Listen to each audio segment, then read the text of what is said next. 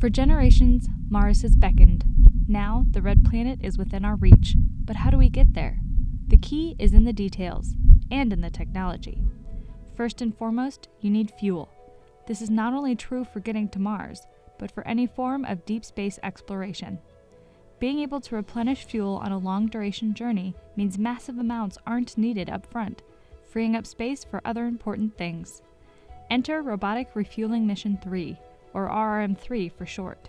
This demonstration launched to the International Space Station in December of 2018 and has helped us develop tools and techniques needed to replenish cryogenic fluid in space.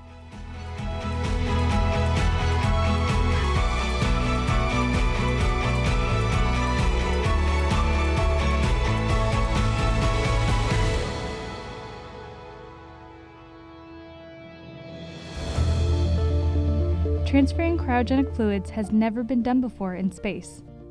These super cold fluids can be used as propellants, coolants, or for life support systems. Being able to replenish these fluids that run out, otherwise known as consumables, is an important part of the sustainable exploration roadmap. Not just for Mars, but for NASA's Artemis program, which will land the first woman and the next man on the moon. Since refueling cryogenic fluids in space has never been done before, RM3 tested the technologies and techniques needed to make that possible. First, we sent the RM3 payload and its 3 main tools to space station, where astronauts assembled the parts. When I was living aboard the International Space Station in the spring of 2019, I was fortunate enough to take part in the very small part in the Robotic Refueling Mission 3. And my job was to unload the components of the actual RRM-3 from one of our visiting vehicles, and we take it into our Japanese experimental module, the GEM, where we have an airlock. And right inside of the airlock, we unpacked all of the boxes, much like you would a piece of furniture that you had to assemble yourself at home. So unpacked all of the pieces, we did a checkout, we worked with the ground, we got everything assembled, and then we placed it into the Japanese airlock. And from there, we were able to put it outside of the International Space Station. So my involvement in RRM-3 was the physical final assembly of the actual components.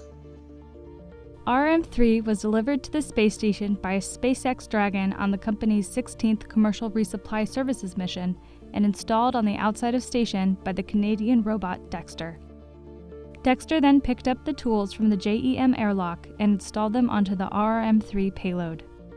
The ground operations team was now ready to begin operating the 3 tools to test how they would work in space. For the first set of operations, conducted in August 2019, Dexter used one of the RRM-3 tools to prepare the RRM-3 module's interface for transferring cryogenic fuel.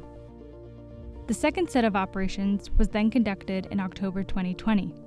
For these, Dexter used one of the remaining 2 tools to insert an 11-foot-long hose in an open port and the other snake-like camera inspection tools simultaneously to verify the hose's position in the inside of RRM-3's tubing. This marked the first time that Dexter had tools in both arms working the same tasks simultaneously. The RRM-3 demonstration added experience and information to NASA's knowledge base on the storage and transferring cryogenic fluids in space. It is currently still on station, where it will conduct one final set of operations in mid-2022. For getting to the Moon, Mars, and beyond, cryogenic fluids will be used as propellants and to maintain life support systems for astronauts. The Mars atmosphere is made up of carbon dioxide, which could be converted to liquid oxygen, a type of cryogenic fluid that can be used both as propellant and for breathing. Astronauts may be able to fuel rockets or replenish their oxygen supplies using compounds found in the Martian atmosphere. A tool on the Mars Perseverance rover called Mars Oxygen In Situ Resource Utilization Experiment, or MOXIE, is set to demonstrate the first ever conversion of Martian carbon dioxide to oxygen, which is another important piece of the puzzle. In order to make a sustained human presence in space a reality, humans and robots will have to work together using technologies like those developed by RM3 and MOXIE. A lot of people ask about, whose job is exploring outer space? Is it robots or is it humans? And I believe that it requires teamwork between robots and humans, and that our exploration is not complete or even possible without both. So robots can go farther, they're less expensive, and they can go for longer periods of time. They don't require as much maintenance. You don't have to feed and care for a robot, much like you do if you send me back to space.